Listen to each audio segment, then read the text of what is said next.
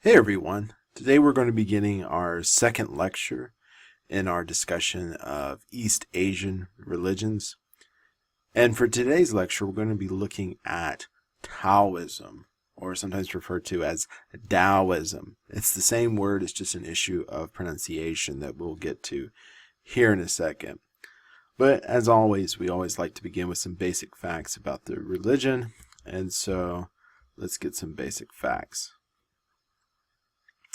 So Taoism or Taoism refers to a school of philosophical thought known in Chinese as Taoji, or to a religion, which is also known as Taoji, Taojio, of Chinese origins from the teachings attributed to Lao Tzu, the 6th century Chinese philosopher. It's also attributed to some other significant religious Chinese philosophers, being Zhao Xing and Shang Daoling, who are widely considered the founders and voices of this tradition, and which emphasizes living in harmony with the Tao or the Tao. But before we can proceed, it's vitally important that we talk about here the difference between the pronunciations of Tao or Taoism and Taoism. The explanation is that both are simply alternative spellings of the same name due to part of a change in phonology in the Chinese language, with dental sounds, dental being sounds that you're made with your tongue touching the top of the front teeth, dental, so sounds that like D and T, and converting those sounds into English. So both pronunciations are correct, and you can say which one is fine, and you'll probably hear me saying which ones is each other ones of them as well. However, most Chinese scholars prefer saying Taoism with the T and the Tao that we'll talk about later when speaking in English. But like I said, still you'll hear me both say Tao and Tao, or Taoism and Taoism, and I'll use those terms interchangeably in my lecture. And it's just because I sometimes prefer to say Taoism or Taoism versus Taoism, or the Tao versus the Tao. But like I said, you'll hear me say them interchangeably, just because when I was going through school, my professor prefers saying Tao versus Tao, but it has been a change. Anyhow, Taoism is an indigenous Chinese religion with its roots in ancient China and its core texts all written in Chinese, and its central figures having been Chinese as well. And its sacred places lie in China as well. So it's a very indigenous Chinese religion. Everything lies within China. Today, Taoism is one of the 5 religions that are officially recognized and regulated by the communist government in China. Those 5 religions being Catholicism, Protestantism, Islam, Buddhism, and the other one being Taoism. However, in the early 20th century, reform-minded officials and intellectuals began attacking all religions in China as superstitious, particularly those of Taoism and Confucianism.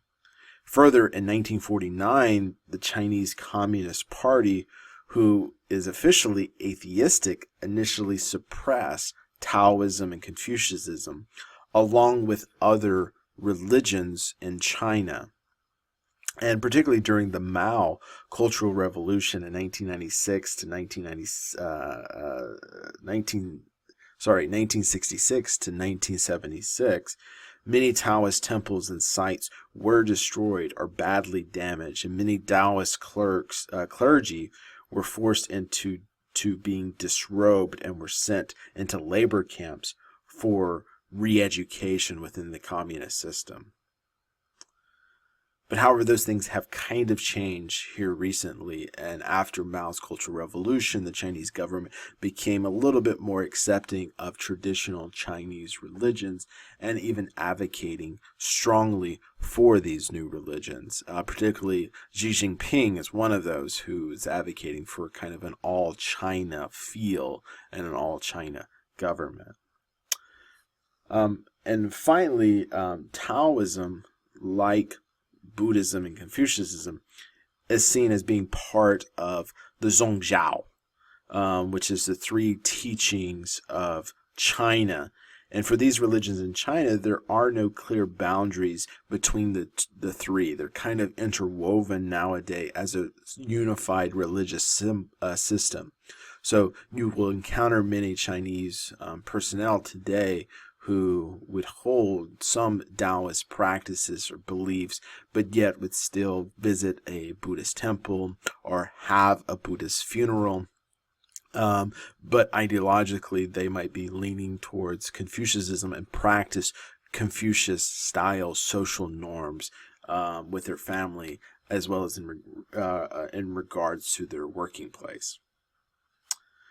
The number of Taoists in the world today is like Confucianism that we discussed, and similarly with Buddhism, is very difficult to estimate due to a variety of factors, including how do we define Taoism. According to a 2010 survey of religious people in China, the number of people who indicated that they practice some form of Chinese folk religion was around 950 million people. So that's around 70% of the entire population of China. And among those 950 million who profess practicing Chinese ancient religions or Chinese folk religions, which includes Taoism and Confucianism, around 173 million, or about 13% of them, claimed a strong affiliation with Taoist practices. But however, if you dig deeper within the numbers from that 2010 survey, you would find that really about less than 12 million people in China actively practice Taoism and would say exclusively that they were a Taoist or believed strongly in Taoist principles. So again, it's a very small number, but we're really not sure. I'm tending to hedge my bets and say I agree with the 173 million. But like I said, again, some people doubt that.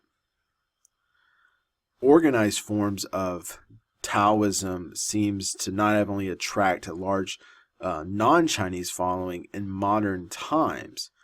So, for example, in Taiwan today, around 33% of its population, which is about 7 million, would identify themselves as a Taoist. And the religious demographics of the islands of Hong Kong or Singapore show respectively about 14% to or 11% to around 14% of its populations identify as a Taoist. So there is presence of Taoism beyond the mainland China.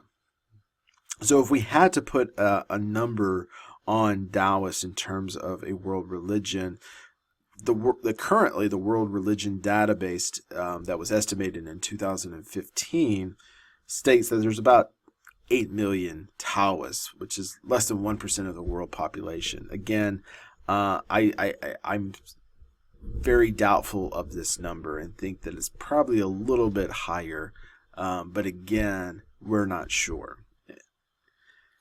And like Confucianism, Taoism can be classified as a founder religion, with Lao Tzu universally credited as the founder, and it also can be classified in the sense as an ethno-religion, in which the religion is being overwhelmingly practiced by ethnically Han Chinese descendants, like in Taiwan and in Singapore. You don't see Taoist practices being held in Vietnam or in Japan or Korea. whereas you would possibly see that from Confucianism. So that's a little bit about the basics of this religion. And so now I would like to transition to talking about who is the founder. Who is Lao Tse? Well, traditionally, the founder of Taoism is thought to be the Chinese philosopher Lao Tse. Sometimes you might see it spelled Lao Tse, which is like Lao-Tze.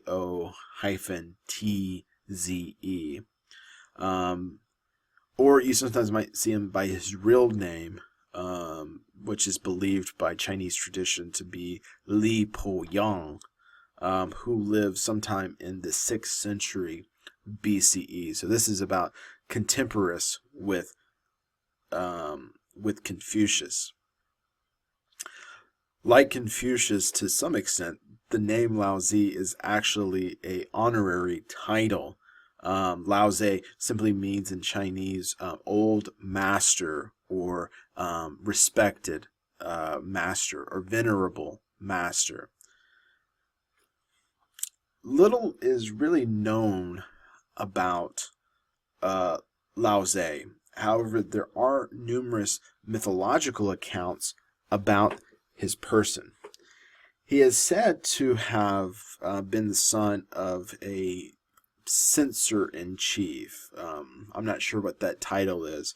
I'm not as familiar with my Chinese history and Chinese government as I would like to be, but however, that he was the son of a man named Li Quan, who was a member of the bureaucracy, the government bureaucracy within the Zhao dynasty.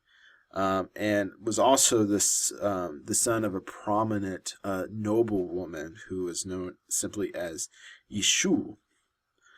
And according to traditions, it is said that Yishu was the daughter of a Chinese goddess.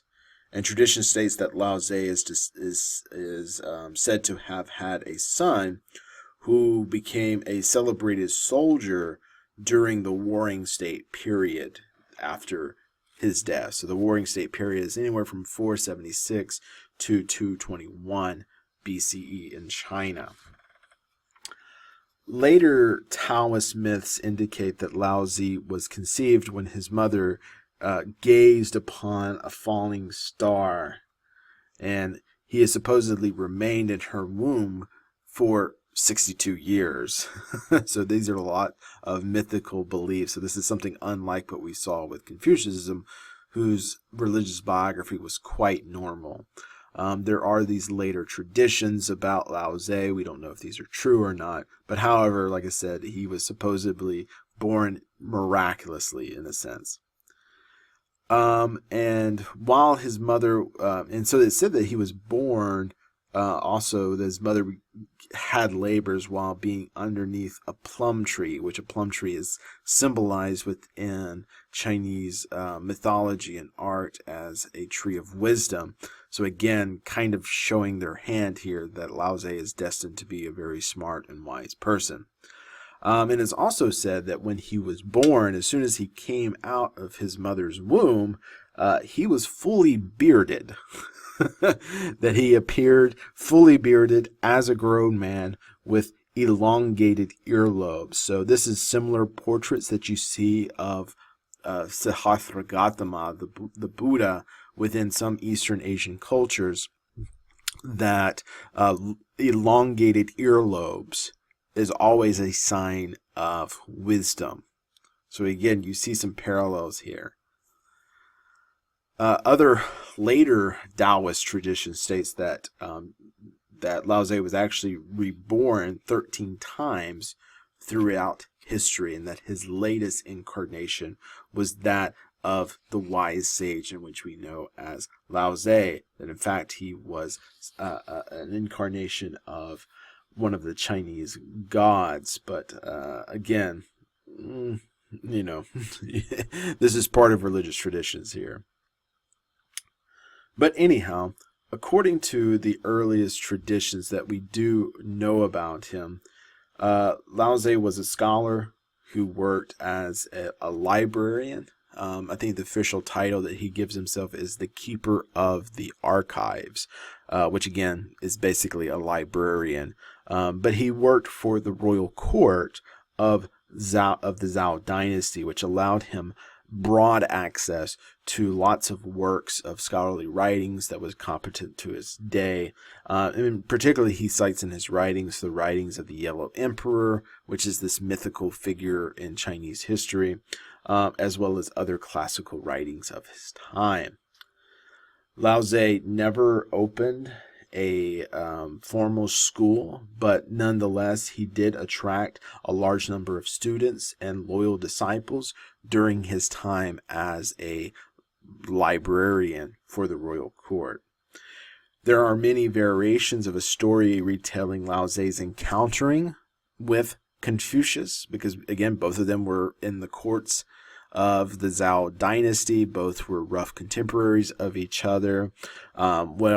Whereas we don't know when Lao Tzu was born, it's believed that he's born sometime around the same time as Confucius, in which we do know a great deal about, more so than Lao Tzu. But however, many scholars believe that this encounterment with Confucius is fictitious, that it was believed it was created by later generations when Taoism and Confucianism was fighting for prominence within the Chinese government and the Chinese culture. But tradition has that Lao Tzu began to grow weary of the moral decay concerning life that he saw, that he witnessed within the courts, within the city itself, within Chinese culture in general. And so that apparently, according to Taoist traditions, is that he left the city-state of Chengdu, which is the modern-day city of Lulang, which is about around over 500 miles south of Beijing today. And that he decided to leave the city and really exile himself, because he was tired of the moral decay that he was seeing, the political infighting, the civil wars. He had enough of it. And so as an older man, he wished to go and live out his life as he wished in the faraway countries beyond China. And so he ventured to the far west of China in order to live as a hermit in the unsettled frontier of China around the age of 80. The story goes that at the western borders of China, Lao Tzu pretended to be a farmer on a water buffalo. But he was recognized by one of the guards, a guard whose name was Yang Shi, who asked Lao Tzu, "What are you doing?" Lao Tzu was reluctant, but he did give in and informed the young soldier of his desire to leave the country forever and to depart to the unknown regions of the world. However, the young soldier was distraught. He did not wish for this great wise man of China, for his wisdom, for his principles, for his theology, his philosophy, to be lost to time. So instead, he bartered with Lao Tzu. He argued that, hey, if you simply write down your wisdom on this piece of paper, he just happened to have some pieces of paper by him, but if you write down your wisdom, all of your thoughts down on a book here, and these pieces of paper here, then I will gladly let you go. And so Lao Tzu did. He agreed. He stopped, recorded his wisdom for the good of the country, and then was permitted to pass into the frontier, never to be seen again. The text that Lao Tzu wrote was said to be the famed Tao Te Ching, or the Tao Te Ching, which is one of the most centralized texts within Taoism as a religion. It is the second most printed book in the world behind the Bible. In other traditions, it is said that Lao Tzu journeyed beyond the mountains and that he journeyed all the way to India, where he is said to have encountered the historical Buddha, Siddhartha Gautama. Other traditions said that Lao Tzu, had traveled to India and that he himself became known as the Buddha due to shared similarities between the two religions of Taoism and Buddhism. Tradition also says that Ying Shang became the first disciple of Taoism and that he brought the religion back from the provinces back to the capital, in which he became the first missionary for this new religious movement. But looking at Lao Tzu's religious biography as a founding father of a deep Chinese religion, especially in comparison to what we saw of Confucius, many of his traditions appear to be either semi-historical or completely fictional. And so this has led many of them to doubt the historicity of Lao Tzu's story and doubt if he even was a real person. One of the main reasons that scholars doubt this historicity is actually Lao Tzu's name.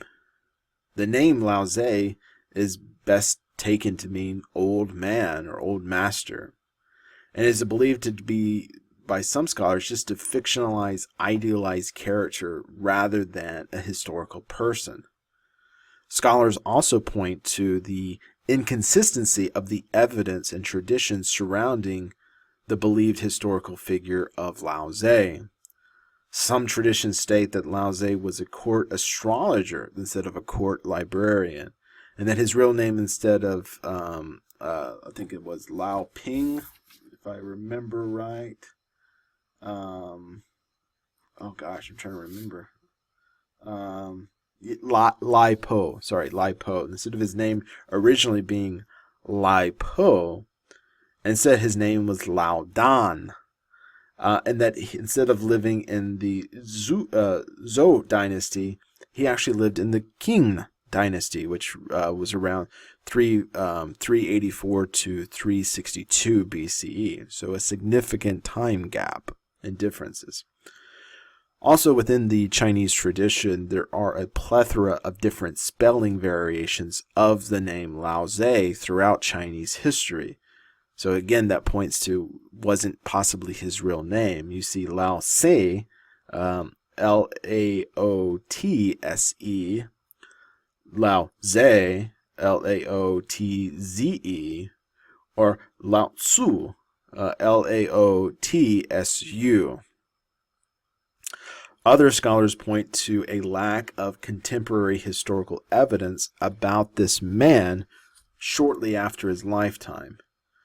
Our earliest record concerning Lao Tzu doesn't come from the 5th century, the 4th century, the 3rd century. It comes from the 2nd and 1st century, from the writings of Sam Quan, who's writing some 400 years after Lao Tzu died. So again, it's believed that some of this could have been made up.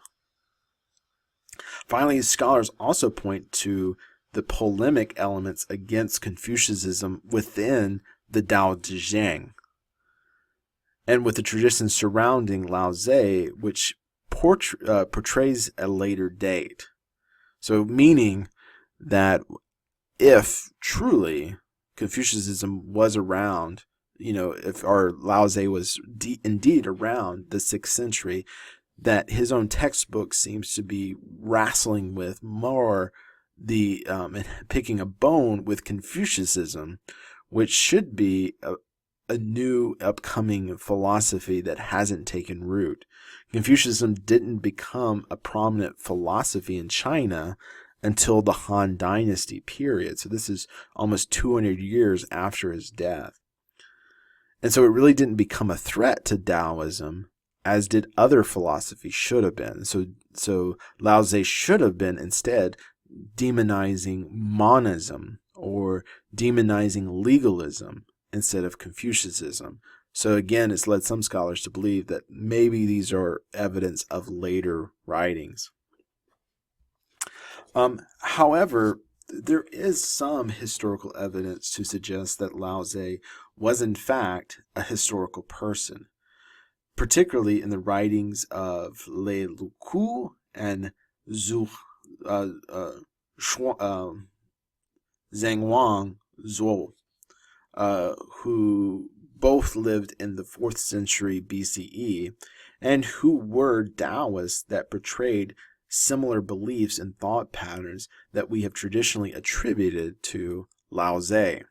So they're just 200 years later, and they are saying the same things as Lao Tse.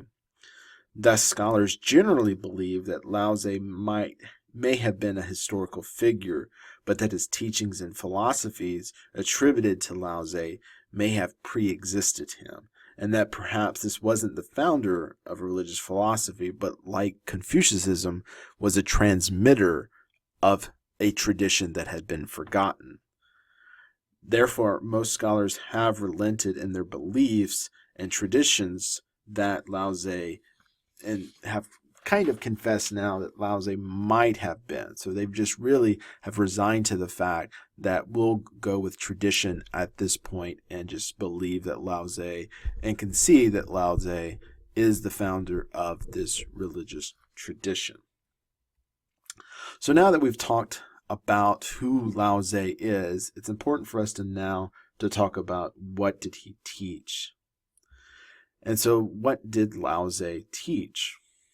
Well, if you recall our last lecture on Confucianism, the heart of Confucius's teaching was the social problems and the chaos that was brought about by the slow decline of the Zhou dynasty. That the Zhou dynasty existed from 1046 BCE until 256 BCE. It centered around an interpretation and understanding of the mandate of heaven. The ancient Chinese culture of the day interpreted the mandate of heaven as a hierarchical responsibility of the government and the emperor, kind of a top-down view. However, Confucius argued that the responsibility of the mandate of heaven was a societal responsibility, and that everybody was accountable, meaning a bottom-up view of the responsibilities of the mandate of heaven. And so thus Confucius argued that the responsibilities of the mandate of heaven started at the individual and the family level before it progressed up and up and up to the emperor himself. And furthermore, that if the actions and the social responsibilities of the individual and of the family unit are maintained and promulgated, then it would naturally trickle up, as opposed to the old belief that if the emperor behaved, it would trickle down. Thus, it was Confucius's aim. Aims were to limit the negative consequences of selfishness, the negative confidences of non-empathetic behavior of the individual in light of the society as a whole. Let me do that again. Lao Tse is traditionally believed to have been a contemporary of Confucius, meaning that Lao Tse was alive at the same time period that Confucius was alive as well. And similarly, Lao Tse is trying to tackle the same problem that Confucius was trying to tackle with his teachings, his philosophy, and his writings. Thus, Lao Tse had the same concerns. How do we solve the social problems and chaos that was going on as a result of the slow decline of the Zhou dynasty and an interpretation of the mandate of heaven? Again, from our lecture on Confucianism, we discussed that it was the mandate of heaven. And very brief, I'm going to provide a really quick summary of what that is here, because it's very important for us to remember going forward. The mandate of heaven was a belief system that the gods of the ancient China, or Chinese culture, or the universe as a whole, the Tian, or sometimes translated as heaven in English, had ordained how society was to function. And how it was to function was through a hierarchical system where the emperor of China was responsible for not only protecting his people and enforcing the peace of the gods, but also giving order to society that the gods had wanted, or that heaven had wanted. And so what's going on in heaven, the will of heaven gets placed on the will of man through the prophet, or not through the prophet, but through the emperor. But if there was social unrest, if it emerges, or if there is devastating natural disaster that occurs, or if there's economic downfall that strikes the region, the traditional interpretation is that these events are signs of the divine retribution, or the divine displeasure of the universe against the emperor, and that the mandate of heaven is at risk or has been taken away. Thus, the right of civil unrest and rebellion against the current hierarchy powers was justified, because the mandate of heaven was in jeopardy or had been removed, and thus it's possible for usurpers to come in and steal power, and thus, through that stealing of power, they had been granted the mandate of heaven. However, Lao Tzu did not believe that this was the issue, or did not believe the issue in the same way like Confucius, who felt that the results of the social chaos was a misunderstanding and a misinterpretation of the mandate of heaven and its responsibility. Rather, for Lao Tzu, the issue was not properly understanding what was behind the mandate of heaven. Or better yet, what we need is a proper understanding of how the world and how the universe really works. Similar to Confucius, Lao Tzu saw himself as a transmitter, but a transmitter of older knowledge that had once been forgotten. Lao Tzu's teachings were a part of a school of thought in ancient Chinese philosophy that scholars call the naturalists. And the naturalists were individuals who believed that those who followed the laws of nature flourished, while those who did not would perish. So a more naturalistic understanding of the world, as well as a more natural understanding of our behaviors and our functions within society as well. So for Lao Tzu, the reason that why the mandate of heaven was in jeopardy, and that there was so much social distress during his lifetime, was not the results of misunderstanding or misinterpretation, but rather the results of people not following the laws of nature. But what are the laws of nature? Well, according to Lao Tzu, the law of nature is centered around two ancient Chinese concepts. One, yin and yang, and the other, the Tao, or the Tao. So first, let us talk about yin and yang.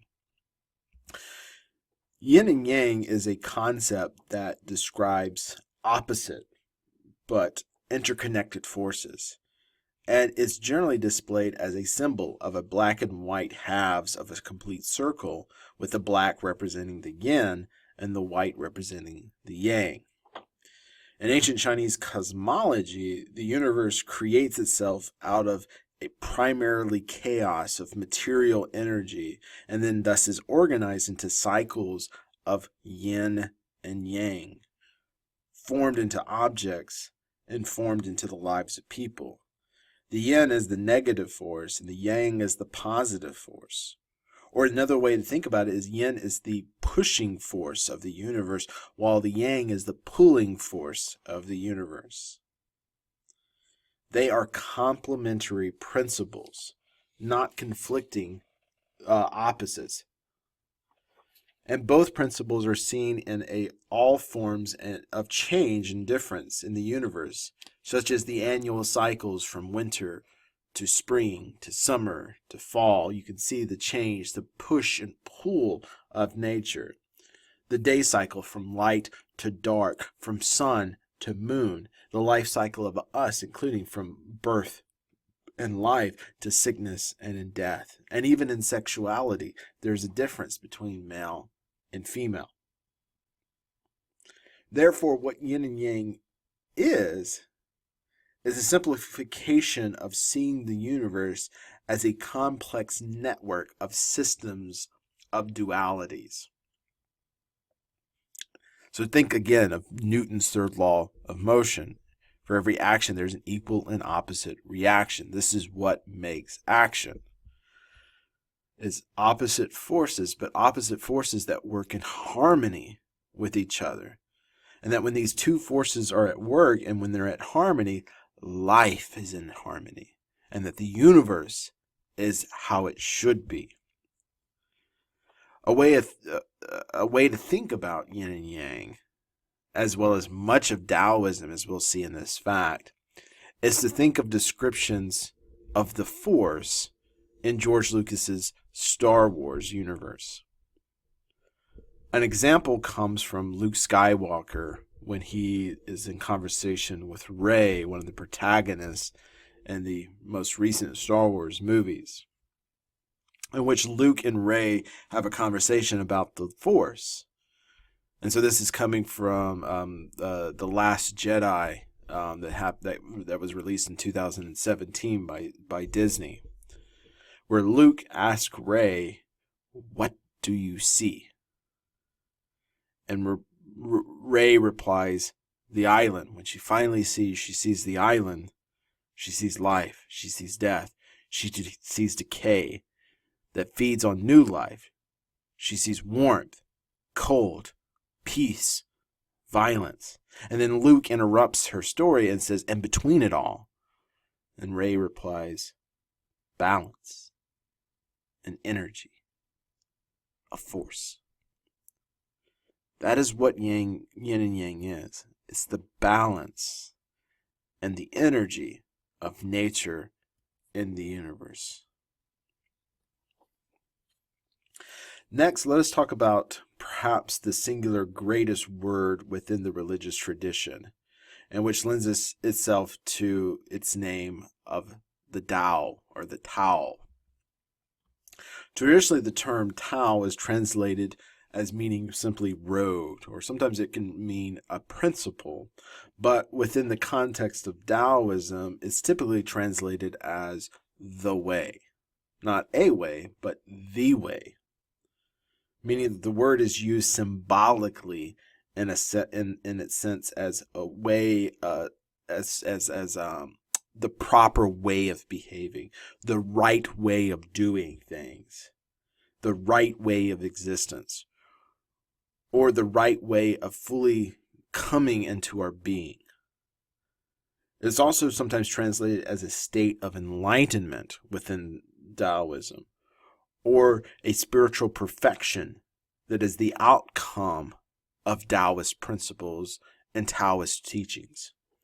Thus, the Taoist, for the Taoists, the Tao is a way of living life and conducting oneself within it.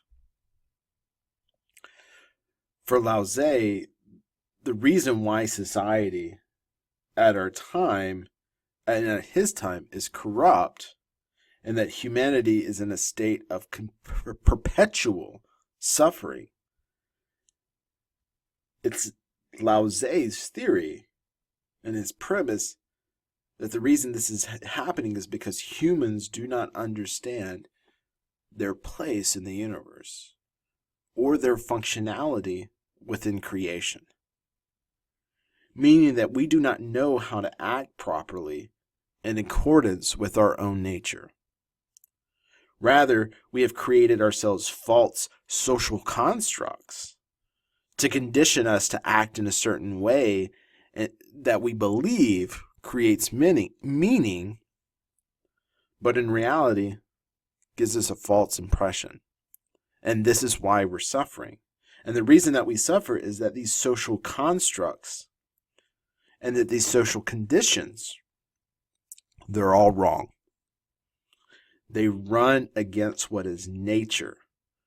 They run against what is natural for humans to do. And so an example of this is that an example that he gives is a flower.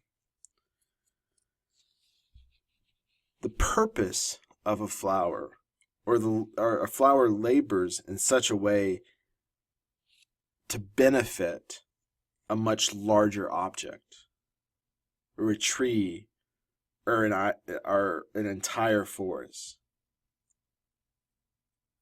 That the flower exists. Everything that it does. Yeah, let me rephrase this in a better way. That wasn't that great. So think of a tree. A tree instinctively knows what it should do. A tree is to produce life. A tree is to grow strong, have its roots grow deep into the earth. Drink sustenances of the earth. Take in oxygen. Or take in carbon dioxide. Take in light. Produce energy for growth and for the life of others, producing oxygen out to humans to breathe, for animals to breathe. A tree grows tall and strong. It becomes a home for birds, for squirrels, for possums, raccoons, for insects, for a person too. On a sunny day, it becomes a shade. The tree has a purpose, but a tree only prospers when it stays within its nature. A tree grows if it stays a tree. But if a tree wants to become something else, as Lao Tse would say, if a tree wants to become a human and try to pick up itself and start rumbling and tumbling and walking around like the ants in Lord of the Rings, it's going to fall flat on its face and wither and die because it's acting beyond its nature. It's going to experience conflict because it's acting against its nature. A tree is not supposed to move. A tree is not supposed to do the actions of a human. It's supposed to do the actions of a tree. And when it does that, it has life and it benefits more than just themselves. It benefits a forest of life. And so that's kind of the dynamics that he hits. A tree behaves and functions within its nature. It does what a tree does, and it prospers because it does its nature. It does its duty in nature. And so that's kind of the relationship that Lao Tse is talking about. But let's continue on with what he talks about. But more importantly, for Lao Tse, he argues that the Tao can also be roughly thought of as the flow of the universe, or as some essence or pattern behind the natural world that keeps the universe balanced and ordered and maintains the universe itself. The Tao, according to Lao Tse, is not a god or a person, but rather, again, think of Star Wars. Think of the Force again.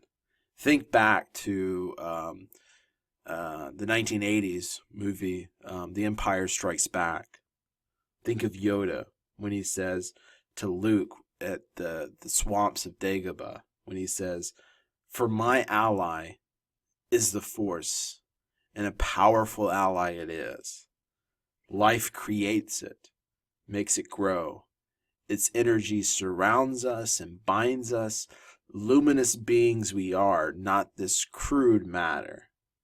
You must feel the force around you here, between me, the tree, the rock, everywhere. Yes, even between the land and the airship. You can also take from Obi-Wan Kenobi in the 1977 A New Hope Star Wars, where he says that the Force is what gives the Jedi its power. It's an energy field created by all living things. It surrounds us, penetrates us, and binds the galaxy together. Thus, what Lao Tzu is trying to say, like the Force is an everlasting principle concerning how the world works. And Lao Tzu describes the Tao very much like Yoda and Kenobi describes the Force in Star Wars and our connection with it. You must feel it between you and the trees and natures. It's part of nature. It's all-encompassing. But it's also an energy that gives us life. It penetrates us and binds us to the universe. And so the Tao is what is behind the ancient concept of yin and yang. And so by understanding how the world and the universe truly functions and operates, we are better to assess how we are to function and act within the world. So how are we supposed to act and function? Lao Tzu often uses the metaphor of a river, of a flowing river, when he describes how the Tao functions and how we are to live within the Tao. He describes living according to the Tao as placing an object in the middle of a strong, flowing current of a river. What happens to that object? It either flows with the current or it stays put. However, Lao Tzu focuses on the staying when he's talking about how we should live. In Lao Tzu's mind, social unrest, human and political problems were the result of a similarity that a large object experiences when you place it in a strong river. While it may stay put, that object will experience a tremendous amount of pressure caused by the water rushing over it and around it, and it will eventually overcome it or break through it. And the large object cannot move against a strong current. It can only be, in truth, experience inertia, experience forces against it. Let me simplify it even more. Experience pain and suffering. For Lao Tzu, the social unrest and political problems are the results of a tremendous amount of pressure being exerted on the individual and thus exerted on society and culture, because the individual, society, and the culture is going against the flow. It's going against the grain. It's going against the Tao.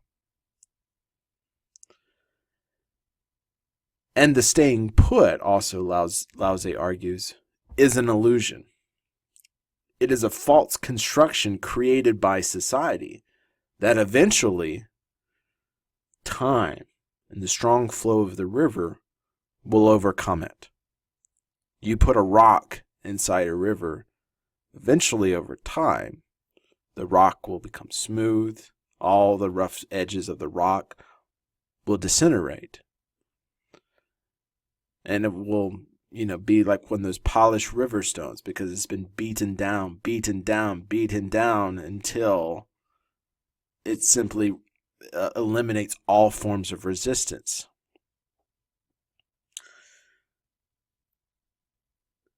And so you think you might have made it in life, Lao Tse would argue. Having a good job, having a great car, part of a big and pompous social club, have lots of money. But for Lao Tse, all of this is an illusion, and it's a very harmful illusion. According to Lao Tse, you are unnecessarily experiencing the tremendous amount of pressure exerted by the strong river, the strong current, and you will break over time. Right now, you might not see it, because that's the illusion, but eventually it will come and you will break. Or perhaps the better analogy comes from the Game of Thrones, when Peter Baelish, when he describes the idea of the kingdom of the realm as a ladder. When he says chaos or the realm is a ladder, that many who try to climb it will fall and never get to try again.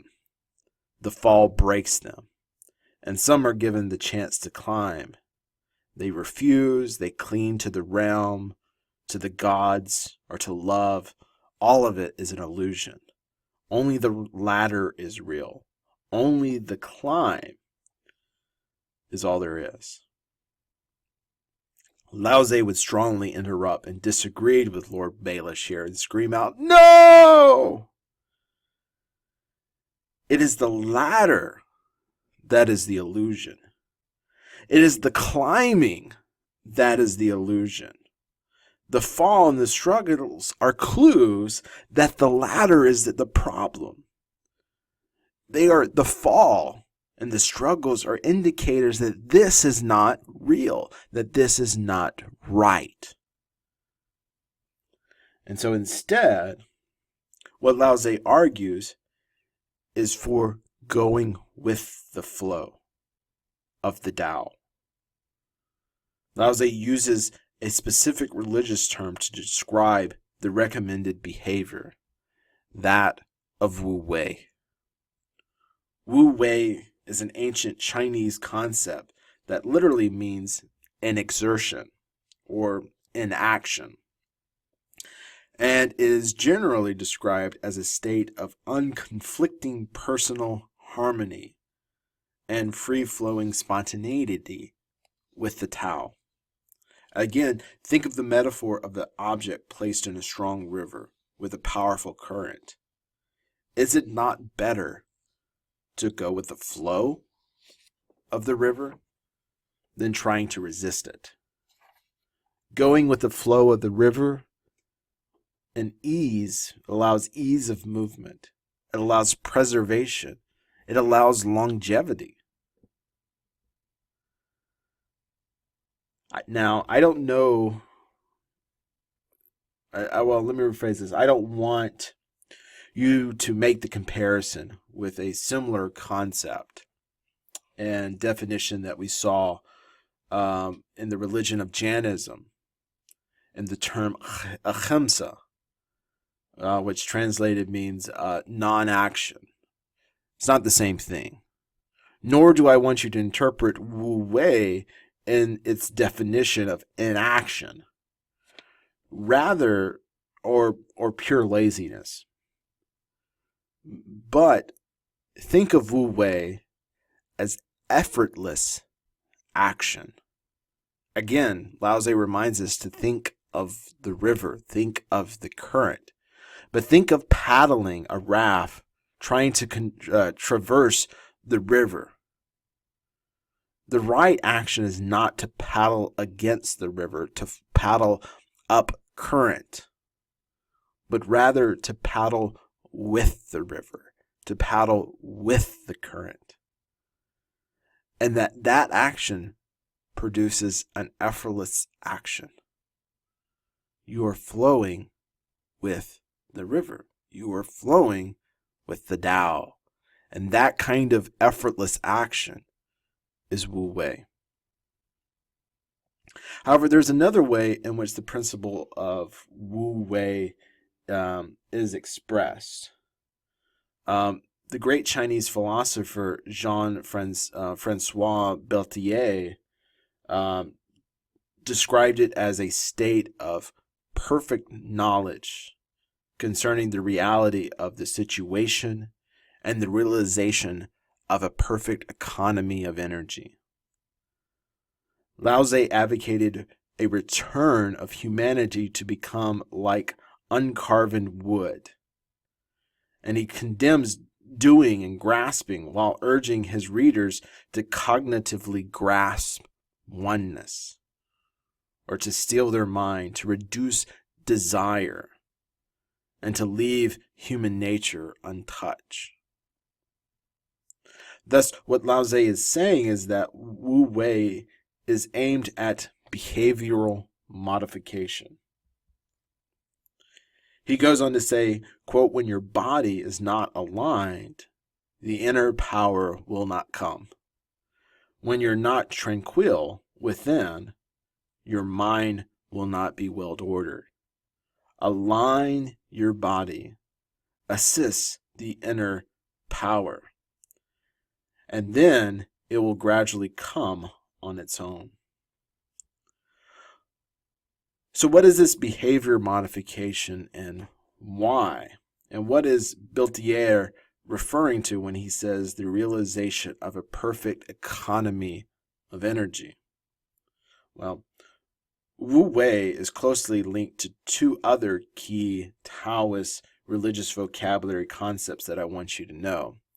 That of qi and that of the three treasures. But first, let's talk about the qi. In ancient Chinese philosophy, the term qi, can spell Qi or Chi, is traditionally defined as breath. However, in this context, it's viewed as, quote, vital force or a vital energy of an individual. Believers in Qi describe it as a vital force, the flow of which must be unimpeded for our health. And back to the analogy of a large object going against a strong current, Lao Tzu argues that going against the flow of the Tao is not only wrong, but it's harmful because it's going against and causing you to spend your energy, your vital life force, your qi. And so you will be like the stone. So imagine all of us what it's like when you were swimming against the current in a river, or you're going up against the incoming waves of an ocean. It's hard. You're out of breath, you're exhausted, you're tired, you're not moving anywhere, you're barely moving at all. And you need a breather. Imagine the same thing of going up and down the stairs. It's much, much harder going up the stairs. Resistance. It forces you to push out energy, because you have to exert a lot of energy to overcome things that are not natural. You're going against the current. You're going against gravity. And so for Lao Tzu, the same basic idea and principle is at work here in light of the Tao. Having desires exerts energy. Climbing the corporate ladder exerts and costs energy. Running a big company and supervising a lot of people exerts and costs energy. Making money exerts and costs energy. Wanting to live in a fancy house and drive a fancy car exerts a lot and costs a lot of energy. Doing your civic duty exerts and costs a lot of energy. Being a fan of a sports team or actively engaged in culture exerts a lot of energy. And so, according to Lao Tzu, where does that energy come from? It comes from your life force. It's the energy that perpetuates your life and sustains you and sustains your existence. Think of as an example. Think about the U.S. presidency. Yeah, this is a good example. the office of presidency. So it's always happens that when you look at a president, when he's going into office, he looks young. But then when he leaves the office of President of the United States, he's significantly aged. Even though he naturally ages, because it's 4 years later, 8 years later, but he's significantly ages. So just go back and look at Google pictures of George W. Bush in 2000. And then compare them to images when he was campaigning in 2004 and 2005. Or look at pictures of him at the end of his presidency in 2008. Do the same thing with Barack Obama. Look at images of him in 2008, and then again in 2012, and then 2016. They have all significantly aged because it requires a lot of energy and a lot of stress of being the president of the United States.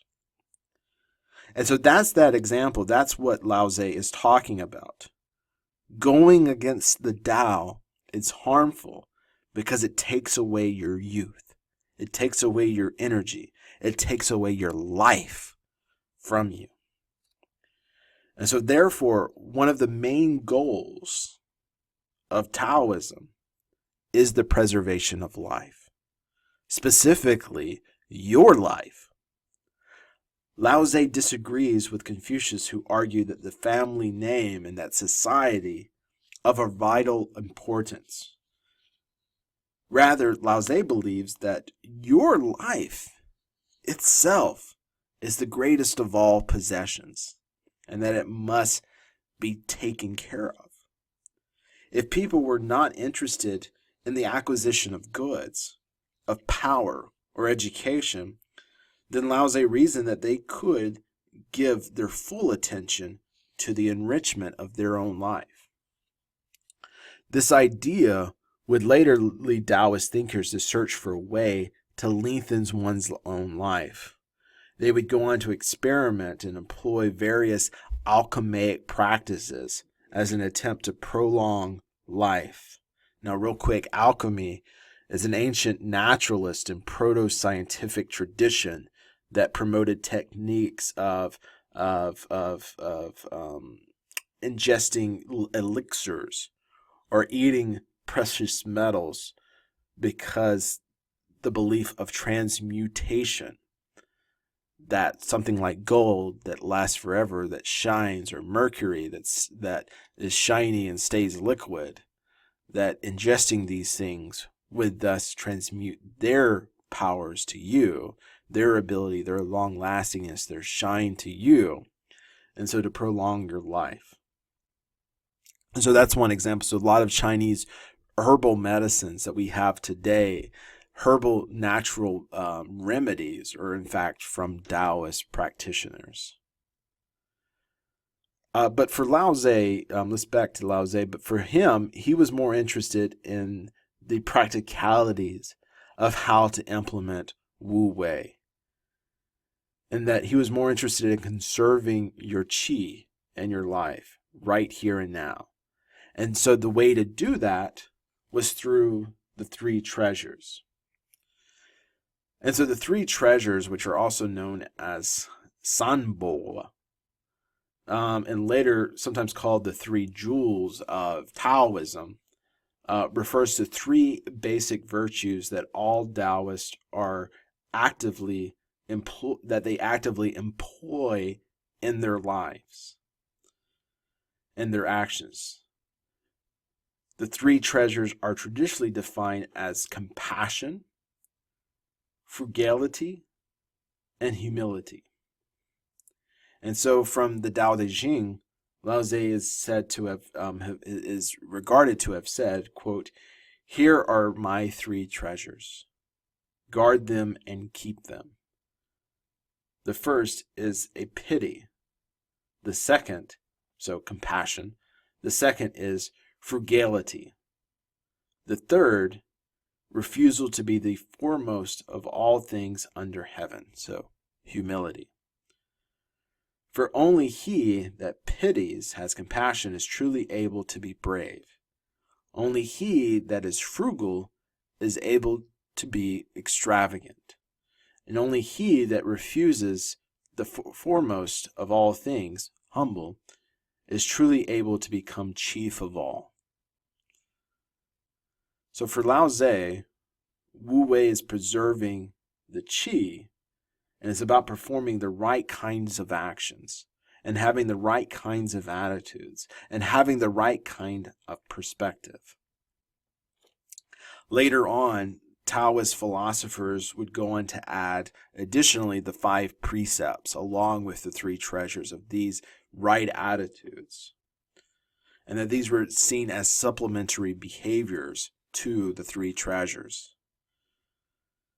And so the treasures are the 5 precepts are the precept against killing, that all living beings, including all kinds of animals and those of small insects and so forth, are containers of uncreated energy, and thus no one should kill any of them.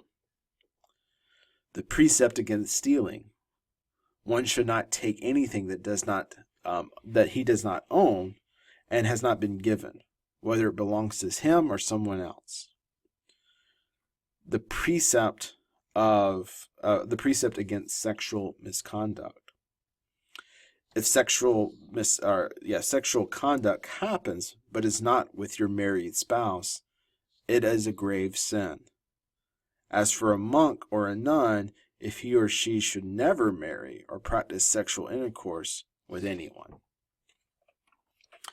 The precept against false speech, lying basically. If anyone does not witness what happened himself, but telling something to others, or if one lies knowing it's a lie, it constitutes black speech or false speech. And then finally, there's the precept against taking intoxications or consuming intoxicants like drugs, alcohol. So according to the text, if one should not take any alcoholic drinks unless he has taken some to cure his illness, to regale the guests with a feast, or to conduct a religious ceremony. Lao Tzu is also to recommend 5 precepts which happen to be the same, and that these precepts are the fundamentals for keeping one body in purity and keeping them rooted in the holy teachings of the 3 treasures. For those who are virtuous men and women, he goes on to say, who enjoy virtuous teachings, if they can accept and keep these precepts and never violate any of them till the end of their life, they will be recognized as those of the pure faith, and they will gain the way to Tao and gain holy principles and will forever achieve the Tao. So our last comment that I want to talk about here, similarly to Confucianism, is when did Taoism become a religion? And similar to our discussions with Confucianism, Taoism was originally seen and understood by the ancient Chinese as merely a philosophy and not initially a religion. However, unlike Confucianism, Taoism quickly was seen and treated as a religion, and it became more of a religion throughout Chinese history. And so why is that? And like Confucianism, I believe that the answer lies in various key moments in its history. And so we'll talk about 4 key moments. The first is the significance of the writings and teachings of Zhuangzi. So Zhuangzi, who lived from 369 to 286 BCE, was an influential Chinese philosopher during the Warring State period of Chinese history. And behind Lao Tzu, he's one of the most influential thinkers within Taoist traditions. He is traditionally credited as the author of at least part of the works that bear his name, the Zhangzi, which is Master Zhang. The Zhangzi is composed of stories and anecdotes that embody a unique set of principles and attitudes. included living one's life with natural spontaneity, uniting one's inner self with the cosmic Tao, keeping oneself distance from politics and social obligations, accepting death as a natural transformation, and showing appreciation and praise for all things others view as useless and aimless, and stridently rejecting social values and conventional reasoning. It's these principles and attitudes that would come to form a core of the ideas of the philosophical traditions of Taoism.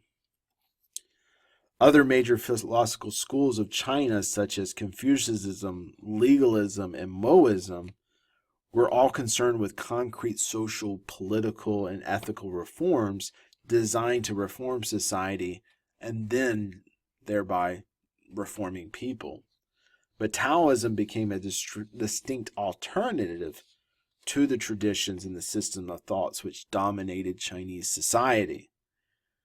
Taoism focused on reforming the individual in spite of society, if not disregarding society altogether.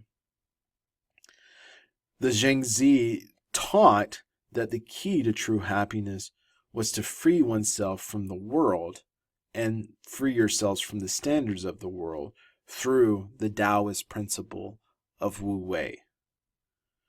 So you can see Taoism starting to sound like a religion, but something similar that we've already discussed.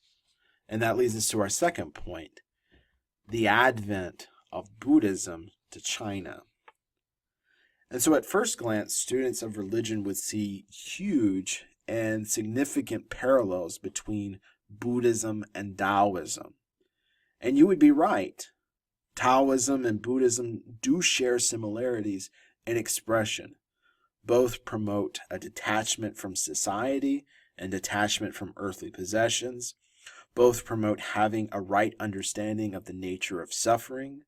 Both promote the importance of having the right kind of actions in response to our suffering.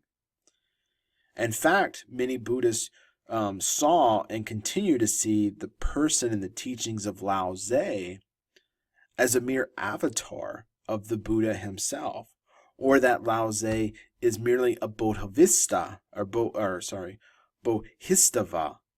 within the Mahayana traditions.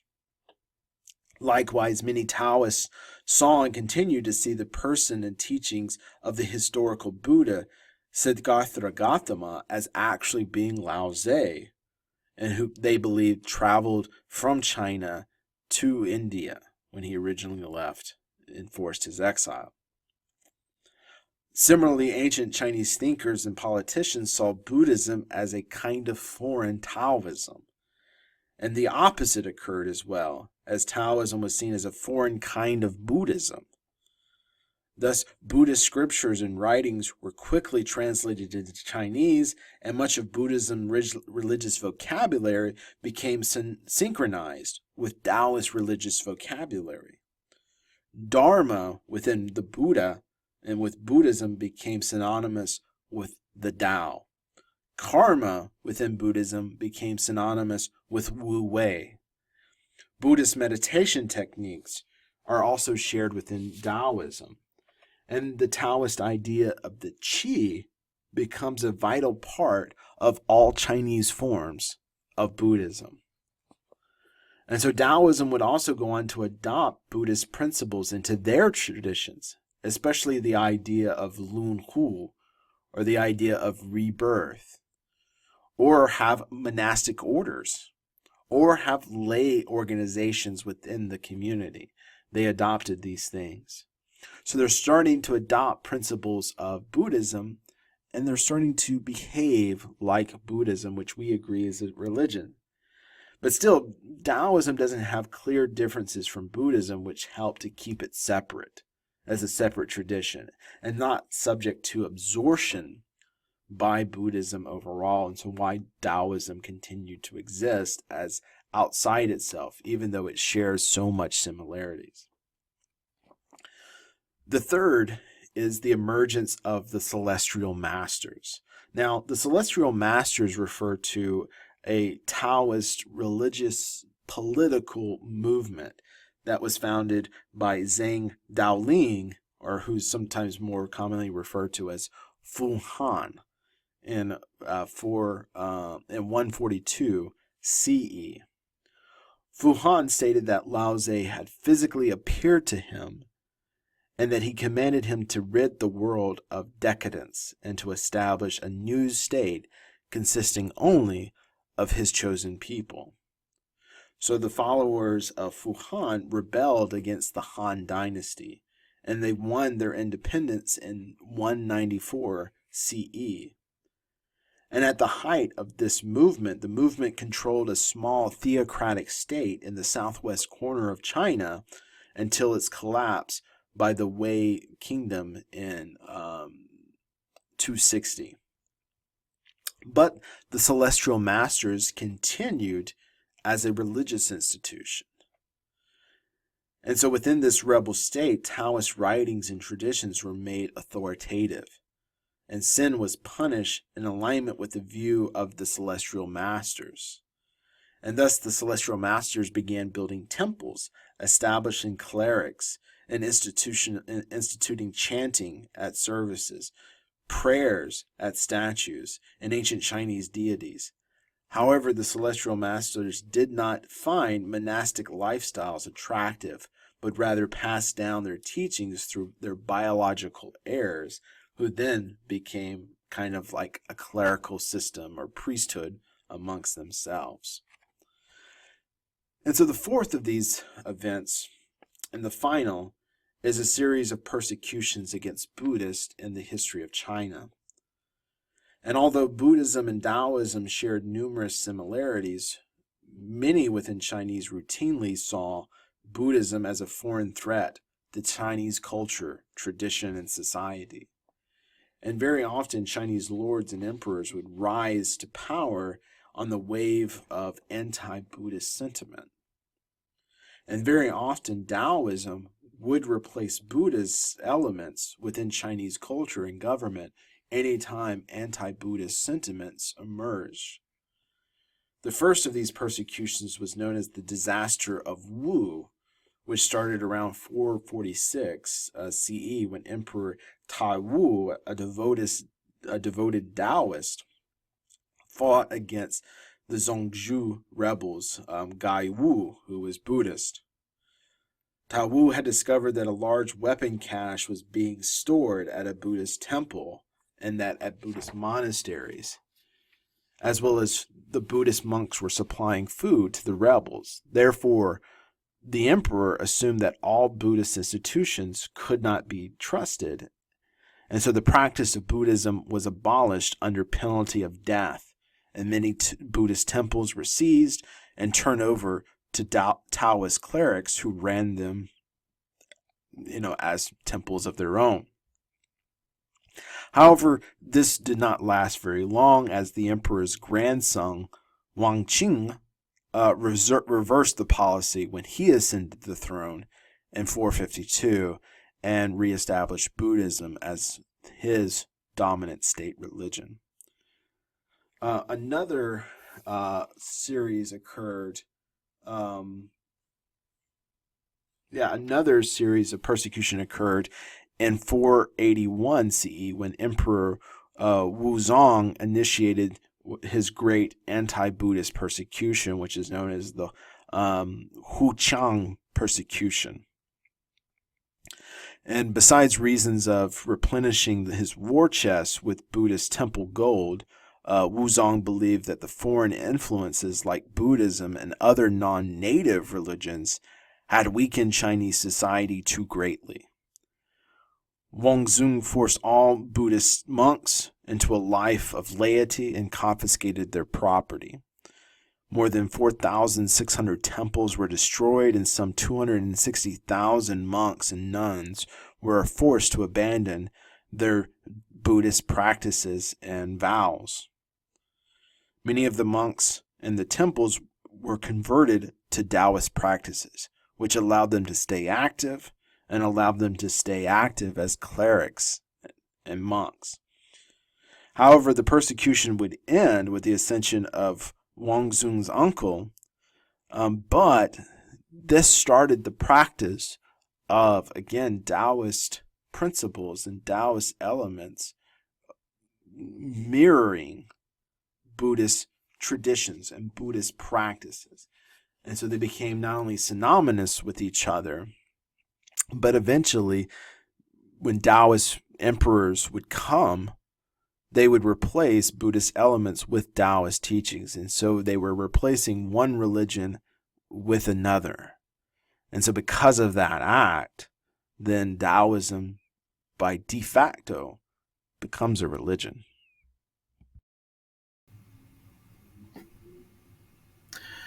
So now we've discussed how Taoism has become a religion. Our next topic is we're going to talk about the denominations of Taoism as well as some religious practices that are common within Taoism. So, first, let's talk about the denominations of Taoism.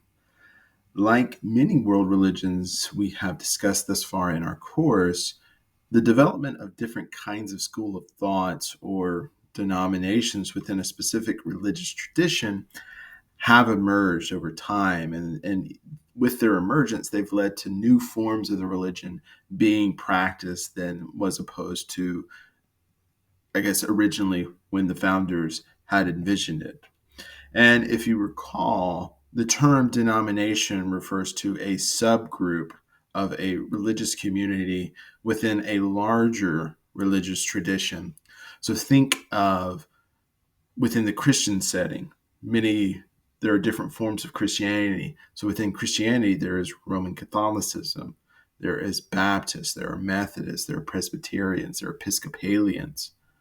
Those are denominations of the same religious tradition, but their practice so significantly different that they end up almost being perceived as a different religious tradition altogether. And so that's what we're talking about here when we say denominations. And while various schools of Taoism have emerged over time and throughout the history of China, in most cases, all schools of Taoism fall under two main denominations of Taoism. That being Zhengyi Taoism as well as Quanzan Taoism. But the roots of the various schools of religious thought within Taoism emerged right around the time of 142 CE. So this is 100 years after the events of Christ, but around 142 CE, when Zhang Daoling, who is the founder, if you recall, the founder of the Celestial Masters movement within Taoism that we talked about previously, Zhang Daoling announced in 142 that he had received a vision that Lao Tse, who many Taoists believe is the founder of Taoism, but also at this time was also seen as a Chinese god. Oh, excuse me. I had to sneeze for a second. But anyhow, many Chinese felt that Lao Tse was the incarnation of a Chinese god, Tai Sang Lu Jun. Zhang Dali argued or announced to the world that Lao Tse had appeared to him in a vision, gave him the true version of Taoism that had been corrupted over time. Because remember, Lao Tse lived around the 5th century BCE, so this is about 500 years later. 500 years later is a long time for religions to evolve and to develop differently. And so, in his mind, he was a corrector. Zhang Daoling was a revisionist, similar that we will see with the Prophet Muhammad, or that we maybe saw earlier with Confucius, who is a revisionist. Same principles here. So Zhang Daoling had this vision of Lao Tse, who appeared to him, who gave him this true version of Taoism. But he also commanded Zhang Daoling to rid the world of quote unquote decadence. This decadence that had corrupted Chinese society that had led to periods of warring states amongst themselves, to civil wars amongst themselves. And according to Zhang Dali, Lao Tse said that only around 240,000 people would survive the upcoming apocalypse, and that they had been chosen as survivors, and that these 240,000 would become a seed population of a newly established theocratic society in which Taoism is the chief principle in ruling philosophy of China. So very quickly, Zhang Daoling spread his vision throughout southern China, promoting his new forms of Taoism under his leadership, or excuse me, under the leadership of his grandson, Zhang Lu, in around 194 CE. The celestial masters of Taoism had established indeed their own theocratic state, the state of Zhanghan, in the Hangzhou Valley of Sichuan provinces. So it's in southern China, very close, if not bordering the modern day countries of Thailand, not Laos, Laos, Vietnam. So think southern China. And that he had created an independent state, and that this independent state did succeed for various years and had full autonomy until around 215 CE in China, when the imperial forces of the Han Dynasty met the celestial masters and their forces in combat, defeated them, forced the celestial masters to surrender. But in exchange of their freedoms, in exchange for the ability of the celestial masters to keep their religious positions and hierarchy within the religious system, as well as their properties, their monasteries in southern China that they had established, they had agreed to allow their followers to be resettled by the Han Dynasty, to be resettled to other parts of China, designed to prevent a united rebellion from reoccurring again. Subsequently, the results of this resettlement led to the promulgation of religious forms of Taoism throughout China. And so the Celestial Masters are a very important part of how this became a religious movement. But we see later, by the 5th century CE, religious forms of Taoism had spread throughout China, but those Taoist practices varied wildly from region to region because there was no visible form of consistency between each individual groups or each region where Taoism is being practiced, because previously the celestial masters, their power had been significantly reduced. Northern China practices looked significantly different from southern China practices because of the recent influences of the celestial masters. And so it was during this time that another prominent Taoist emerged, Lu Shijing. Lu Shijing, who lived around 406 to 477 CE. Most of his, why he's so important is because he actively sought to codify Taoist practices, to codify, to create a singular form of Taoist theologies and doctrines as he saw it, or as it was in his mind during the time of Zhang Daoling. So trying to force a kind of orthodoxy on the people through writing by codifying religious practices, theological beliefs into a coherent system of thought. Jingji put a great emphasis in his writings on ritualization, more so than doctrinal theories, doctrinal practices, theological, cosmological beliefs.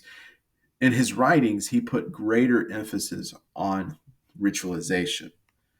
And thus, within his writings, he worked to create a standardization of rituals that Taoist priests are to practice, a standardization of priestly attire, what priests are supposed to wear, how they're supposed to look, behave, as well as a standardization of music, songs that were to be used in Taoist practices, as well as dance, spiritual dances that the priest or priestess would perform. And so we have the beginnings of a standardization of Taoism as well as of religious traditions.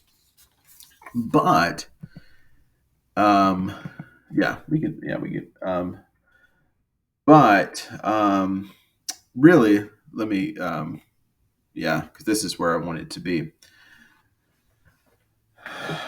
But it was really in 1239 when Emperor Zong of the Song Dynasty, the Song Dynasty reigned China, particularly southern China, only and exclusively reigned in southern China from 960 to 1279 CE, who ruled southern China at the time. It was the emperor who commanded that all these various schools of Taoism that was emerging, that they needed to unite and unite under the leadership of the 35th celestial master, Zhang Kadi, who then their attempts, both Emperor Lezong as well as Zhang Kadi, was designed to create a singular orthodox form of Taoism. And so this Taoism that they would end up creating was that of Zhengyi Taoism. So the school of Zhengyi Taoism, whose religious base was to be the famous Mount Longhu, which is one of the four sacred mountains within Taoist traditions, is considered to be the birthplace of Taoism. This is where Lao Tse supposedly had escaped to and had reached the borders of the empire in this on this mountain. But before he could leave, that he had to write down his writings in the Tao Te. And so this is considered the birthplace. This is where this event had happened.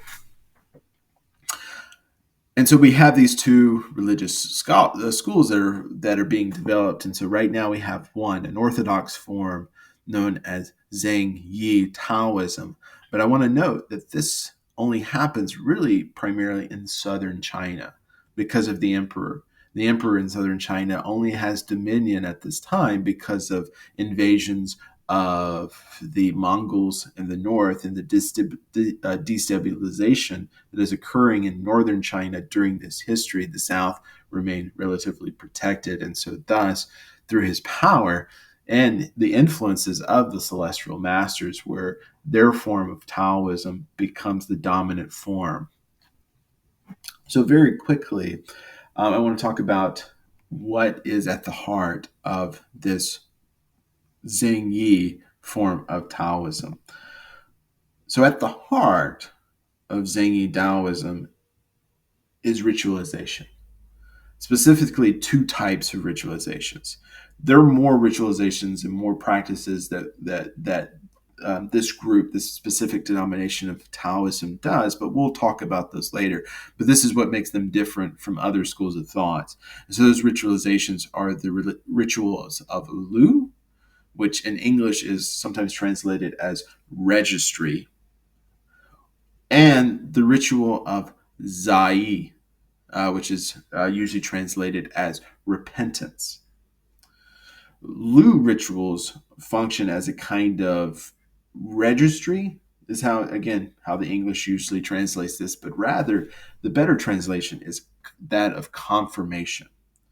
It's a confirmation ritual. And what I mean is that this ritual was designed to ensure that Taoist traditions have been passed down correctly to the future generations. So again, confirmation. It functions very much, if you're Catholic or if you're Episcopalian or Presbyterian, you know this word, catechism. The Lu ritual functions very much like a catechism ritual. But for those who are not Catholic or who are not Presbyterian or Episcopalian, catechism is a kind of formal education within these religious traditions, that in order to become a full participating member of these denominations, you need to participate in some educational services in order to ensure that correct traditions have been passed down to you, and therefore that then you can participate within the religious tradition. So the Lu rituals functions very much like that. It serves to educate the future generations. But Lu rituals also did another thing. Furthermore, they also serve to connect the family or connect an individual to their ancestor or to their family gods who are there to assist them in the future along their spiritual journey. So, again, if you were children, you remember watching the Disney cartoon Mulan. Mulan, who the Disney cartoon, she famously has a dragon that's played by Eddie Murphy. And that dragon, it represented in the story in Disney, it represented their ancestor, their family god, served there to protect Mulan as she goes and to fight the Mongol invaders that are coming in the north. So a similar idea here that's being portrayed in Disney with the dragon, that's the same concept here, is to connect you with your ancestors, to connect you to your family gods who would serve to guide you on your along your spiritual journey, as well as in just journey of life in general.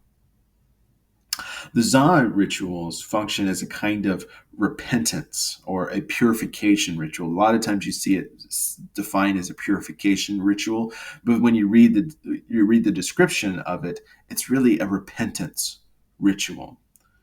The ritual provides a space for the Taoists to confess their wrongdoing, whether it's intentional or unintentional actions, as well as a space for them to seek forgiveness from a spiritual entity or from their ancestors, as well as it's providing a space where the priest can then give them self-improvement, or a place where the individual can set out specific intentions along with the priest for self-improvement, self-correction. So this is why it's sometimes purified, because that's part of purifications, but it's also a sign of repentance. So this is very familiar and similar to the Roman Catholic practices in the sacrament of reconciliation. Again, when a person goes to the priest in order to seek forgiveness of their sins, but also during their confession, the priest with the person, the individual, sets out the right intentions for self-improvement. So it's a similar practice that's being displayed here. So that, in a nutshell, is Zhangyi Taoism. There's some other things that make it, and we'll talk about those when we talk about religious practices in our next slide here. But that's Zhangyi Taoism. So now I want to talk about Quanzan Taoism. So for our second denomination, the emergence of it goes back to certain Taoist legends. And so one of those Taoist legends is that of an individual named Wang Chongyang, who in 1159 CE reportedly met two immortals, two Taoist immortals. We don't know if these were people or if these were gods. The legends don't make it clear, but they use the word immortal. And so we'll talk about that word. That's a very important word within Taoism here shortly.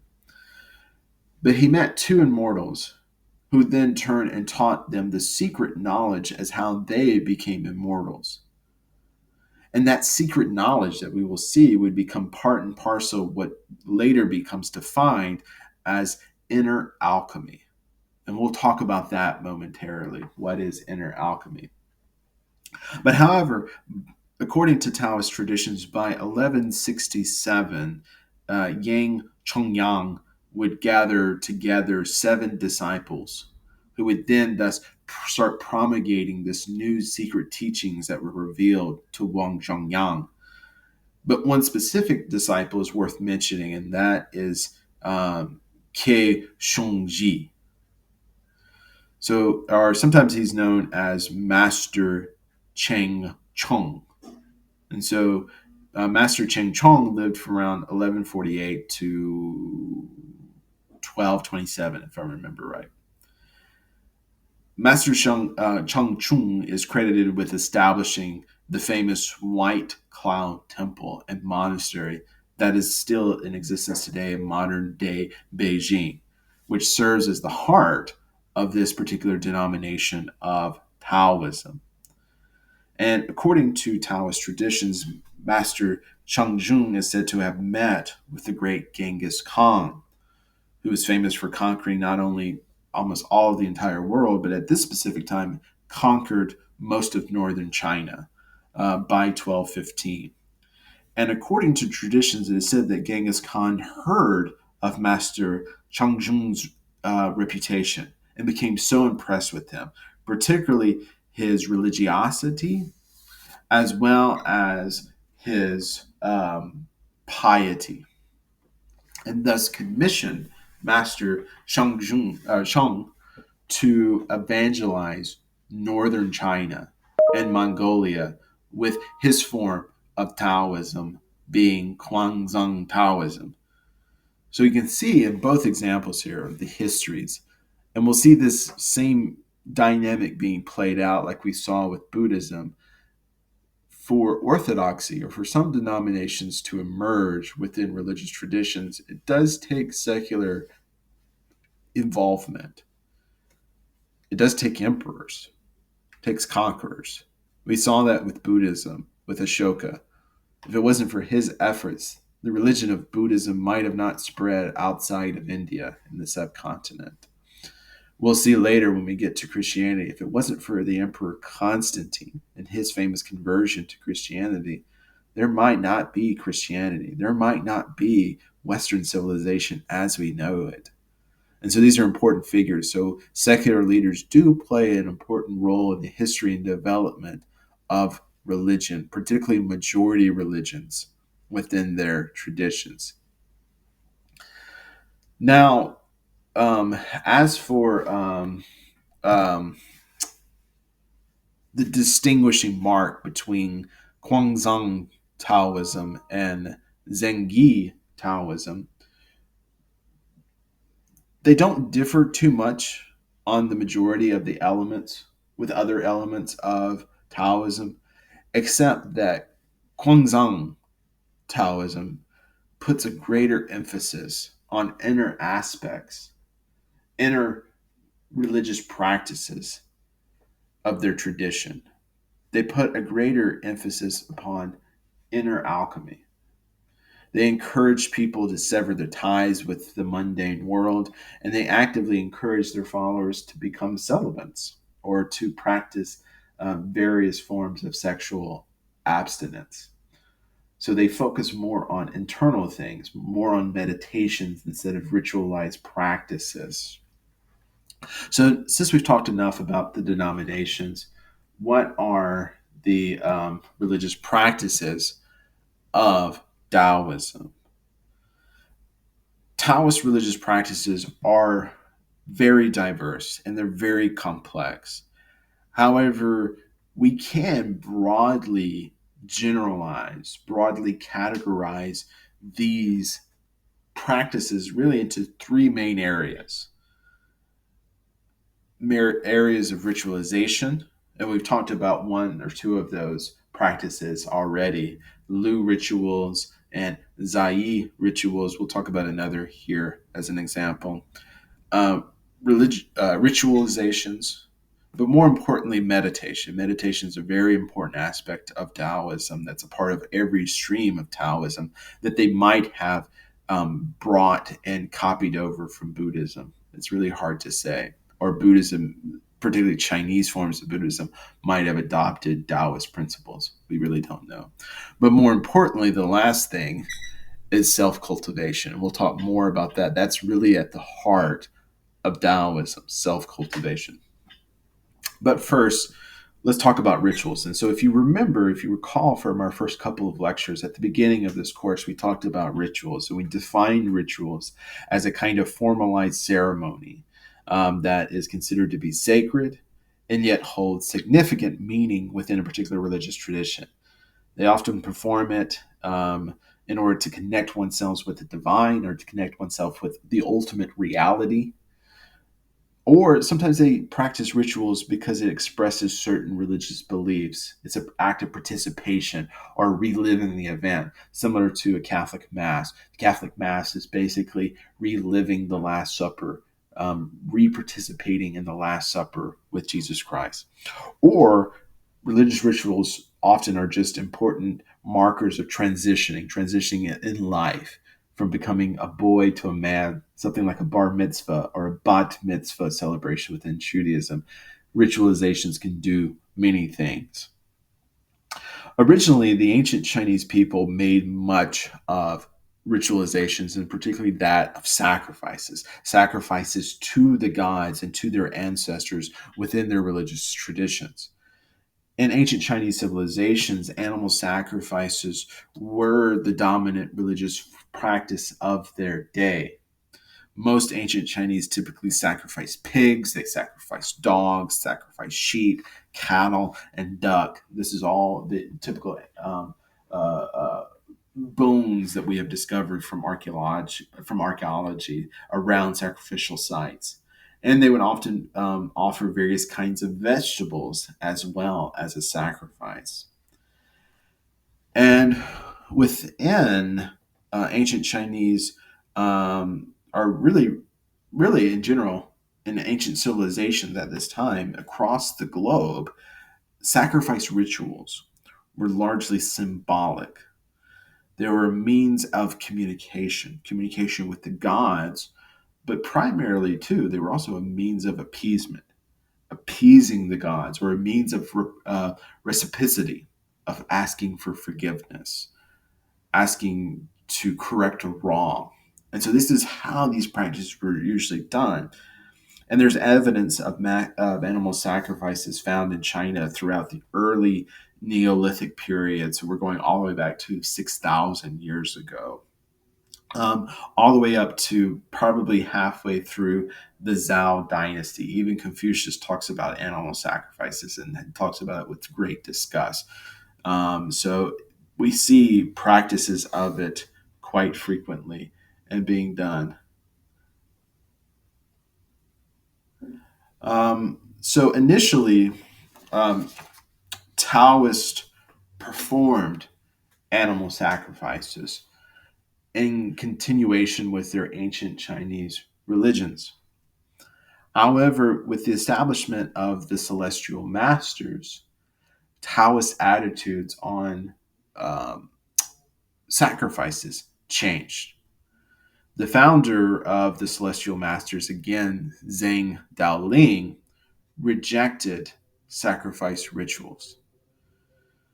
Zhang Daoling argued that Taoism, as a system of religious thought, emphasized humans' need to align themselves with the natural flow of the universe, with the Tao, experiencing Wu Wei. So this is all starting to sound familiar. And thus he believed that animal sacrifices were a disruptor, a disruptor to that universal and natural harmony, thus causing unnecessary harm and imbalance because you're having to take a life. Taking a life seems unnatural. Taking a life is a violent act. It thus by nature produces disharmony because you have to slaughter something, watch an animal suffer and die. And so the rituals that become or that preserve from ancient Chinese religions into Taoism as that of the Jiayu ritual. This ritual, sometimes also known as the rite of cosmic renewal, is an elaborate ceremony enacted by a Dao Xie, or a Taoist priest, within a Taoist temple, sometimes generally known as a Daozhong or a Gongzhong. Um, and the aim of this ritual is to restore the balance and harmony with the universe. The same way that animal sacrifices were performed that way originally, this gets inherited out But instead of animal sacrifices, the ritualization is done primarily and exclusively by priests for the entire community, in a sense. At the heart of this ritual is the idea of negative energies of the individual, the community, that need to be cleansed in order to restore harmony and balance to the universe. And that this ritual is only performed by priests, and they perform a specialized dance instead of an animal sacrifice. And that the only thing that gets burned is written charms, or these handmade charms that are made, that are representations, symbolic representations of the individual or the community. And thus, you still have elements of this being done as well. Now, for meditations, concerning meditations, Taoist meditation techniques, sometimes known as Jing Zhong, have both strong parallels and influences with Buddhism. The purpose of Jing Zhong rituals is to refine and to cultivate oneself both physically and spiritually. Physically, Taoists are known to practice, as a form of meditation, they're known to practice various kinds of exercises and or martial arts, and more specifically that of Tai Chi, or Tao Chi, also known as Tai Zheng Kang. But Tai Chi is an eternal Chinese martial art that combines slow movements of the body with deep breathing exercise accompanying it. And so you'll see this, especially if you go down to like Miami, Florida, for example, or Fort Lauderdale, where there's a large, or even down to the villages here in Florida, where there's a large senior population. One of the main activities that a lot of communities do and open up is Tai Chi ceremonies or exercise sessions with elderly people, because it actually has shown to prolong movement, shown to prolong life. So it has very beneficial practices, something that is very religious, but how, same thing with yoga, America and the West has taken something that's very religious and has made it something very secular, as simply a religious, or as a physical exercise, but it does have a religious connotation associated with that. Spiritually, Taoists are known to practice various kinds of meditation forms as well, and the most popular one is that of aphoretic meditations. Sometimes these meditations are known as negative meditations, and it's a popular sitting technique that is very popular within Eastern, almost all Eastern traditions, especially Buddhism, which emphasizes cultivating emptiness, or the stillness of the mind. And so this is also accompanied with breathing exercises. Now, these negative meditations don't simply mean a blankness of mind, but rather a quieting, or stealing, be stilling the mind of mental chatter, of mental thoughts. So try that. If you ever try doing one of these exercises of negative meditations, it's quite hard to calm your mind, to not think of something, to not think, oh, what I need to be doing, or thinking of a past conversation, or start singing a song, or thinking about something else. It's very hard to force your mind to not think. So it's not so much about blankness, but it's about quieting the mind and focusing the mind. And these kind of meditations are achieved through the practice of zazen, which is a breathing exercise designed to promote focus as well as visualization upon. But in Taoism, the visualizations are usually on nature landscapes, versus like within Buddhism, there are usually visualizations on a specific Boha or a specific charm and element within Buddhist traditions. But the goal of this kind of negative meditation is to create a state of effortless awareness by letting go of mental fixations, letting go of distractions, and creating stillness, and thus being able to achieve Wu Wei, effortless action, but effortless action in the mind. And that's where it starts. So you can see these internalization processes being put on.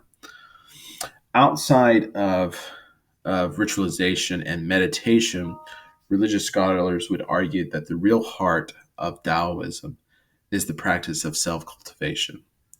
And within Taoism, self cultivation is a journey of personal growth, a journey of transformation aimed at aligning oneself with the harmony of the universe as well as with the flow of the universe. So, uniting, aligning oneself with the Tao. So it's not about becoming a brand new person like it is within Christianity, for say, when you think of a transformation, but rather refining your existing qualities and aligning them with the principles of the Tao.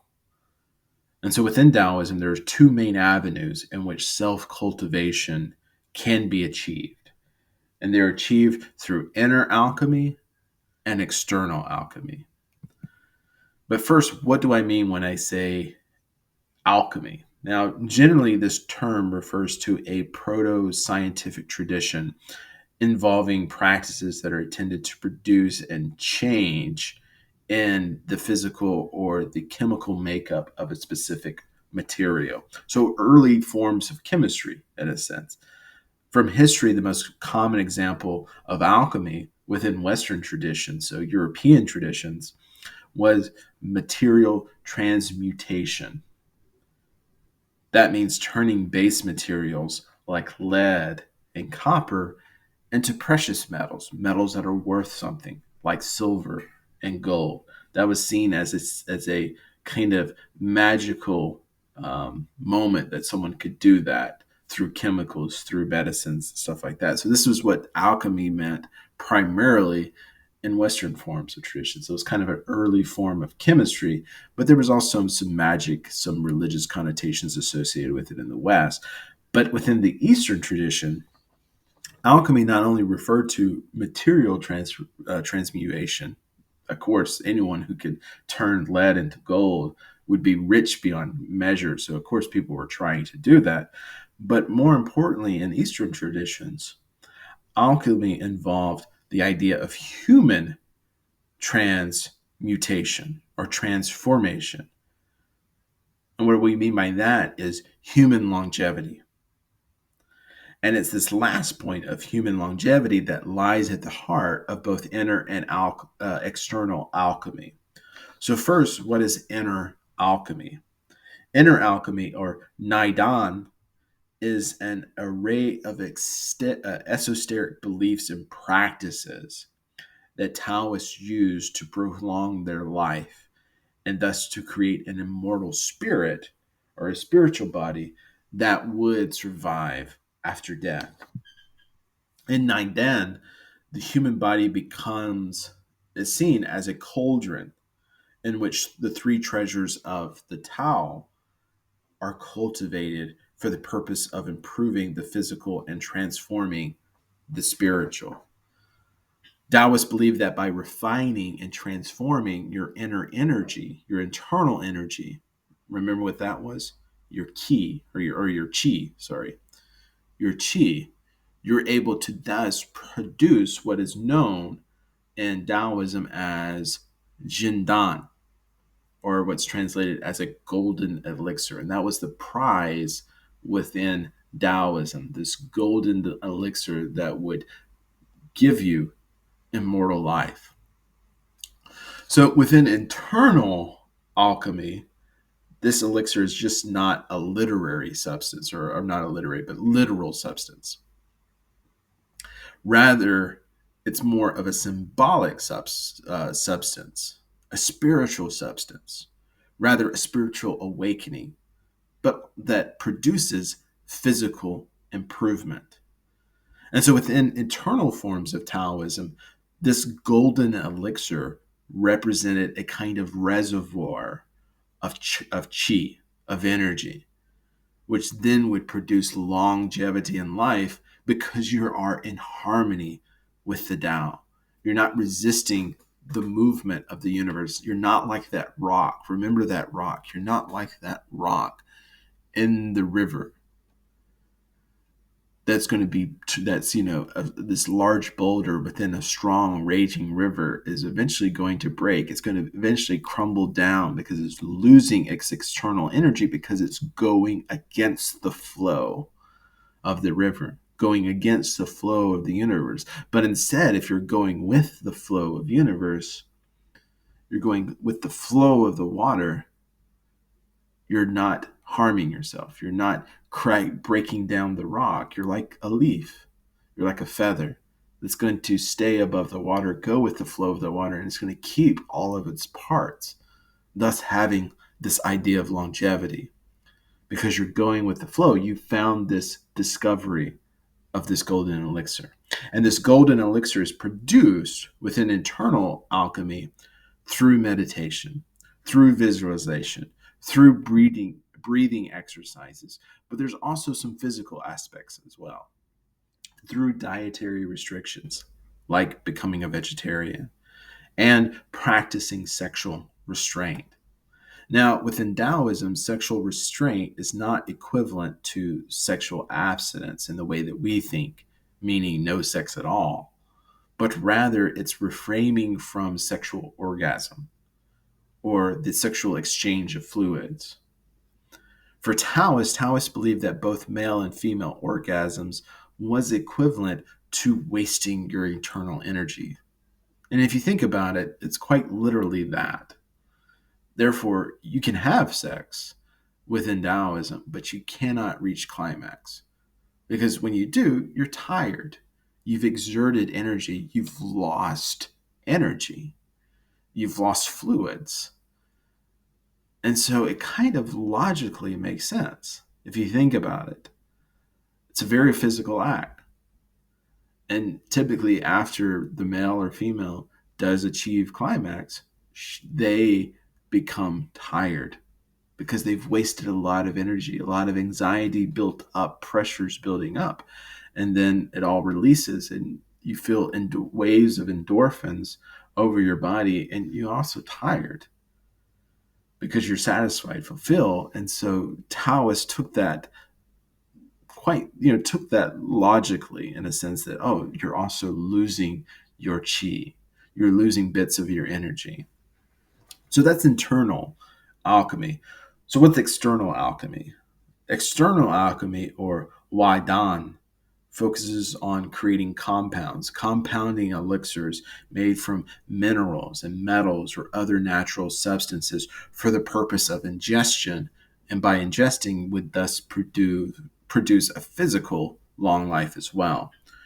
For Taoists, this primary goal is by creating a literal substance of Jindan, this golden elixir.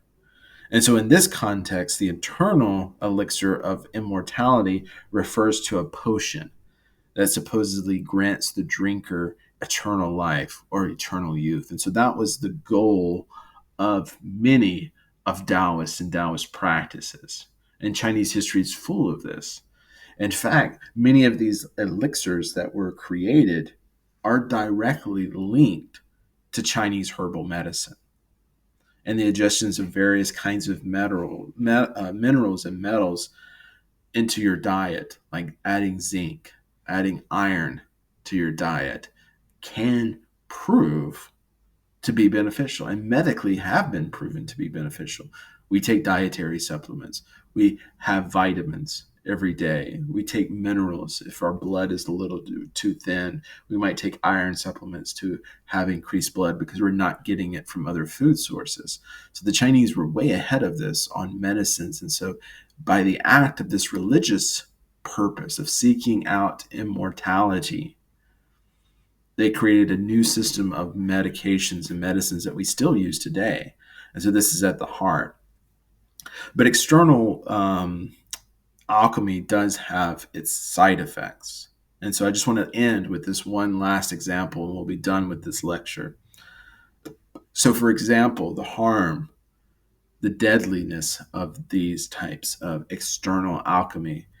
The best example is that of the great Chinese emperor Qin Sheng um, Huan, who ruled from 221 to 210 BCE, who's known as the first Chinese emperor to unify all of the Chinese kingdoms and provinces into one modern day or modern kingdom, or well, not modern, but into a empire, a unified Chinese empire that would look and feel similar to what the modern boundaries of China is today. And so he's super important.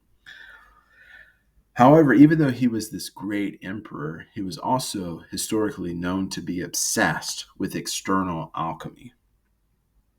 He was one of the first emperors, or at least written figures that we know about, that there's it's historical evidence that shows that emperor um, had ingested large amounts of mercury, believing that mercury was the blood of the gods, and that by consuming the blood of the gods, who are in essence immortal beings, therefore immortality would be imparted unto him. And so he would ingest small amounts of mercury along with wine every day throughout his life. Unfortunately, ingesting amounts of mercury repeatedly is very harmful to the human body. And subsequently, the emperor died of mercury poisoning at a very young age of 49 years old because of his pursuit of a golden elixir.